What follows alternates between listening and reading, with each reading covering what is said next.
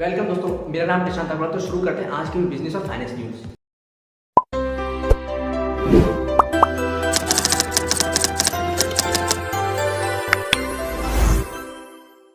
तो पहली खबर दोस्तों निकल के आती है स्विच मोबिलिटी कंपनी तरफ से। ये वो कंपनी जो ये बसेस बनाती है, यानी इलेक्ट्रिक बसेस बनाती है। इन्होंने भी पहली बस जो है मुंबई में लॉन्च करी है, जो कि डबल डेकर बस है। सिंगल डेकर बस दोस्तों जो है डबल पैसेंजर को ट्रैवल कर सकती है। तो काफ़ी अच्छा रहेगा दोस्तों, इलेक्ट्रिक बसेस इंडिया के अंदर आएगी। तो दोस्तों अगली खबर निकल के आती है डेंसो डेयरी की तरफ से। उन्होंने अभी रिसेंटली कहा है कि वो अपने ऑपरेशन को एक्सपेंड कर रहे हैं, क्योंकि मार्केट में जो कंपटीशन बहुत बढ़ चुका है। रिलायंस, डीमार्ट, टाटा जैसे दोस्तों बड़े बड़े प्लेयर्स जो है इस मार्केट में ग्रोसरी मार्केट में आ चुके हैं। तो अब उन्होंने कहा है कि हम जो है 15 से 20 मिनट की जो डिलीवरी मॉडल है उसको खत्म करके 60 मिनट की डिलीवरी मॉडल पर जाने वाले हैं, क्योंकि इससे जो है बहुत सारे ऑर्डर्स को एक ऑर्डर में कंबाइन करके डिलीवर कर सकते हैं दोस्तों। और हमको 15 से 20 मिनट ग्रोसरी की जरूरत भी नहीं है डिलीवरी की। इससे दोस्तों वो 8 से 10 रुपये पर जो है पर ऑर्डर पे अपने सेव कर सकेंगे। तो देखते दोस्तों कब तक ये प्लान जो है सक्सेसफुली कंप्लीट हो पाता है उनका। दोस्तों अगली खबर निकाली जाती है टाइगर ग्लोबल की तरफ से। दोस्तों उन्होंने अभी जो है रिसेंटली एक स्टार्टअप में इन्वेस्ट किया दोस्तों, जो चार दोस्तों अभी आपने देखा होगा फंडिंग स्टार्टअप है, उसमें $22.6 मिलियन जो इन्वेस्ट किए दोस्तों। $300 मिलियन का उनका वैल्यूशन हो चुका है जार का दोस्तों। सीरीज बी फंडिंग राउंड में इन्होंने जो इसको लीड किया है। इसके एग्जिस्टिंग इन्वेस्टर दोस्तों टाइगर ग्लोबल पहले से ही है।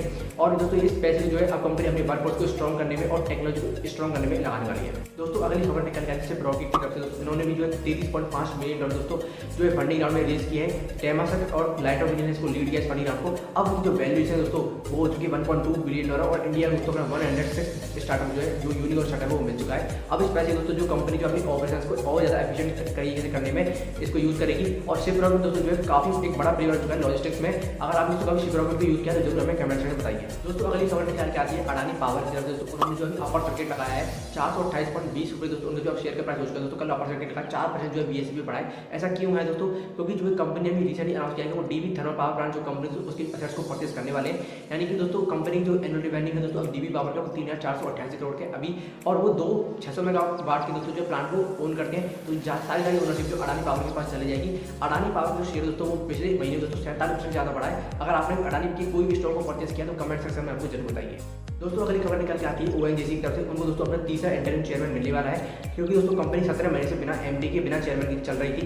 शशि संघ के दोस्तों 31 मार्च 2021 को जो इनका रिटायरमेंट हुआ था। उसके बाद दोस्तों सुभाष कुमार जो है अब ऑपरेटिंग जो हेड है इनके वो उस कंपनी चला रहे थे, लेकिन कंपनी के पास ना तो वो एमडी था ना चेयरमैन था। लेकिन हो सकता है अभी कुछ आने वाले समय में उनका जो तीसरा चेयरमैन है दोस्तों वो उनको मिलेगा। दोस्तों अगली खबर निकल के आती है माइक्रोलैब्स की तरफ से। हाँ दोस्तों यही कंपनी जो डोलो 650 जिसने पैरासीटामोल बनाई है दोस्तों, अभी इनके पास एलिगेशन रखा था कि इन्होंने जो डॉक्टर्स को 1000 करोड़ रुपए दिए हैं दोस्तों अपनी दवाई को प्रमोट करने के लिए। लेकिन दोस्तों कंपनी ने इसको एलिगेशन को दोस्तों बिल्कुल नकार दिया, फॉल्स करार कर दिया मीडिया रिपोर्ट्स को, क्योंकि उन्होंने कहा कि हमारी जो सेल्स है वो 300 साढ़े 300 करोड़ है दोस्तों एनुअल सेल्स, तो हम 1000 करोड़ रुपये कैसे ले सकते हैं? ये सारी रिपोर्ट जो है बिल्कुल झूठी है। तो अब कुछ दिनों से खबर चल रही थी कि यूपीआई में जो है गवर्नमेंट जो चार्ज लगाने वाली है, क्योंकि दोस्तों यूपीआई के चार्ज हम काफ़ी ज़्यादा बढ़ रहे हैं। लेकिन दोस्तों कल जो है गवर्नमेंट ने कह दिया है कि यूपीआई पर हम कोई भी चार्ज नहीं लगाने वाले, क्योंकि इससे दोस्तों जो इकोनॉमी की प्रोडक्टिविटी है वो बढ़ रही है, लोगों को कन्वीनियंस होता है पेमेंट करने में। तो इससे दोस्तों जो डिजिटल इकोनॉमी को ये बढ़ावा देता है, इसलिए यूपीआई पर कोई भी पेमेंट नहीं लगाने वाला है। और जो सर्विस प्रोवाइडर्स को जो कैश की जो कमी हो रही है, जो सर्विस प्रोवाइड करते हैं गूगल पे, फोन पे, इनको दोस्तों हम किसी और तरीके से पैसा प्रोवाइड कर देंगे, लेकिन यूपीआई पर कोई भी चार्ज नहीं लगाने वाले हैं। और ये दोस्तों काफ़ी अच्छा रहेगा। अगर यूपीआई में दोस्तों चार्ज लग जाएगा तो कंपनी की इकोनॉमी में दोस्तों बहुत ज़्यादा फर्क पड़ेगा। यूपीआई दोस्तों 10 लाख करोड़ से ट्रांसफर एक साल के अंदर जो है हो रहे हैं। तो इतना बड़ा अमाउंट दोस्तों यूपीआई जो है कंट्रीब्यूट किया है इंडियन इकोनॉमी में। दोस्तों अगली खबर निकल के आती है गवर्नमेंट ने दोस्तों sovereign gold bond SGB bond जो है दोस्तों इशू कर दिए सेकंड क्लास में 2022-23 के फाइनेंशियल ईयर में। दोस्तों इनकी इशू प्राइस रखी गई है 5,170 में पर ग्राम रखी गई है। मिनिमम इन्वेस्टमेंट आपको 1 ग्राम करनी होगी, मैक्सिमम आप 4 किलो तक कर सकते हो। तो इस पर आपको 2.5% पर साल आपको इंटरेस्ट मिलेगा।